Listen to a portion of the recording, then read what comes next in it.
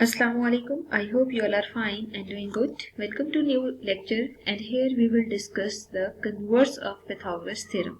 ठीक है, अब देखें Pythagoras theorem का कन्वर्स क्या होना चाहिए। सबसे पहले तो हम देखते हैं कि Pythagoras theorem है क्या, फिर हम उसके बाद देखेंगे कि उसका कन्वर्स क्या है। ठीक है, तो बेसिकली सिंपल अगर हम पैथागोरस थ्योरम या हम इसी को प्रोनाउंस करें तो पैथागोरस थ्योरम, ठीक है, इसको अगर हम डिफाइन करते हैं ना तो इस स्टेटमेंट के अकॉर्डिंग ये कहा जाता है कि अगर हम एक राइट एंगल ट्रायंगल कंसिडर करते हैं, ठीक है, the condition is we have to take right angle triangle, और इसको अगर हम ए बी सी मार्क कर देते हैं ना तो आप यहाँ पे देख सकते हैं कि this is hypogynous, this is base and this is perpendicular. ठीक है, बेसिकली ये सब चीजें हमें क्लियर होनी चाहिए। ठीक है, तो according to Pythagoras theorem if we have a right angle triangle then the square of hypotenuse, ठीक है, यहाँ पे हाइपोटेन्यूस हम कंसीडर कर लेते हैं कि हाइपोटेन्यूस का जो स्क्वायर है वो इक्वल होगा बेस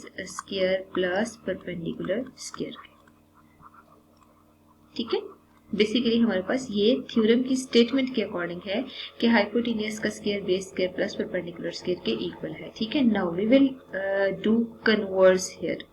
ठीक है, अगर हम converse of Pythagoras theorem discuss करें ना तो ये स्टेटमेंट ये कहती है कि अगर फॉर एग्जांपल किसी एक साइड का स्क्वायर, ठीक है, जिसे हम हाइपोटेन्यूस ही हमेशा कहेंगे, अगर वो बाकी दोनों साइड्स के इक्वल है, जैसे यहाँ पे वन साइड हम लिखते हैं इसका स्क्वायर प्लस सेकंड साइड का होल स्क्वायर है, ठीक है, तो तब कंफर्म है कि ये तीनों साइड्स राइट एंगल ट्रायंगल को रिप्रेजेंट करेंगी। ठीक है, मतलब एक ऐसी ट्रायंगल को रिप्रेजेंट करेंगी जिसमें एक एंगल 90 डिग्री का आ रहा होगा। बेसिकली यही कन्वर्स थ्योरम है। ठीक है, कन्वर्स ऑफ पाइथागोरस थ्योरम यही कहता है कि अगर हमारे पास किसी एक साइड का स्क्वायर बाकी दोनों साइड्स के स्क्वायर के सम के इक्वल आ रहा है तो जो हमारे पास साइड्स होंगी वो हमेशा राइट एंगल ट्रायंगल की साइड्स ही कंसीडर होंगी। अब हम मूव करते हैं जो मेन स्टेटमेंट है कन्वर्स ऑफ पाइथागोरस थ्योरम की उस पे। ठीक है,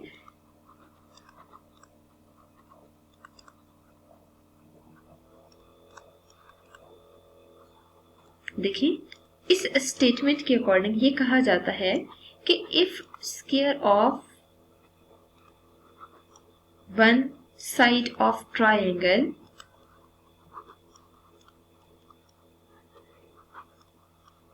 is equal to sum of squares of other two sides,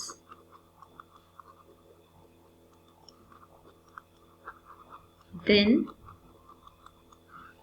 the triangle is right angled triangle।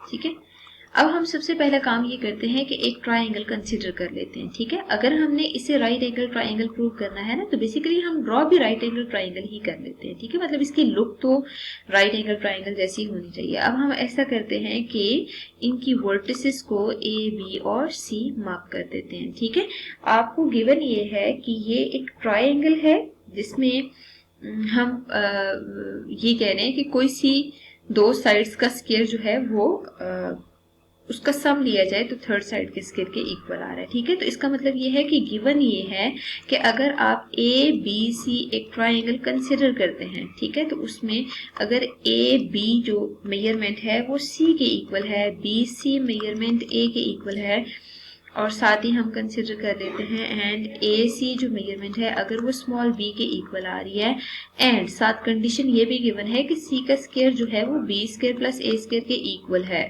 ठीक है, क्यों? क्योंकि देखिए हमें आइडिया है कि this is C, this is small A and this is small B. तो अगर हम यहाँ पे देखें तो पॉसिबिलिटी ये है सबसे बड़ी साइड जो है वो हाइपोटेन्यूस ही होती है राइट एंगल ट्रायंगल में, तो हाइपोटेन्यूस का स्क्वायर ही होना चाहिए बी स्क्वायर प्लस सी स्क्वायर ए स्क्वायर। ठीक है, तो अब हम ऐसा करते हैं टू प्रूव यहाँ पे कंसिडर कर लेते हैं। प्रूव आपने ये करना है ABC is right angled triangle। ठीक है। राइट एंगल ट्राइंगल का मतलब ये है कि आपने बेसिकली प्रूव ये करना है कि इसमें एक एंगल 90 डिग्री का आना चाहिए। मतलब ये वाला जो एंगल आ रहा है ना सी एंगल, इसको हमने बेसिकली प्रूव करना है कि ये 90 डिग्री के इक्वल है। ठीक है। अब देखें जो गिवन था उसके अकॉर्डिंग जो हमारी फिगर थी उसमें हमने खुद से एक राइट एंगल ट्राइंगल ही कंसिडर की थी। ठीक है। लेकिन हमने कंस्ट्रक्शन में क्या करना है, कंस्ट्रक्शन को हम येलो कलर से मार्क कर देते हैं। इसमें आपने जैसे देखे ना हमें कुछ पॉइंट्स गिवन थे, this was B, this was C and this is A. ठीक है। और फिर हमने इसमें जो सी के ऑपोजिट है उससे स्मॉल सी, बी के ऑपोजिट स्मॉल बी, ए के ऑपोजिट को स्मॉल ए भी हमने लेट किया था। ठीक है। अब हमने कंस्ट्रक्शन में क्या करना है, C D perpendicular to B C हमने ड्रॉ करना है। ये देखे ना ये बी सी है। ठीक है। इस बी सी के ऊपर अगर आपने परपेंडिकुलर ड्रॉ करना है ना तो यूं करके ड्रॉ करेंगे। ठीक है। मतलब एक स्ट्रेट लाइन कंसिडर करनी है। लेकिन ऑब्वियसली ये किसी ना किसी पॉइंट पे स्टॉप होगी, मतलब ये फाइनाइट होगी, तो ये आपने इस तरह कंसीडर करनी है। मतलब तब तक ये पॉइंट लेके जाना है तब जब तक आपके पास ये दोनों साइड्स इक्वल आ रही हो। ठीक है। मतलब ये जो मेजरमेंट है वो इस मेजरमेंट के इक्वल आ रही हो। आपने इस पॉइंट को बेसिकली डी मार्क कर देना है। ठीक है। डी मार्क करने के साथ ही हम ऐसा करते हैं कि यहाँ कंस्ट्रक्शन में लेट कर लेते हैं कि हमने बेसिकली यहाँ पे कंस्ट्रक्शन किस टाइप की है। ठीक है।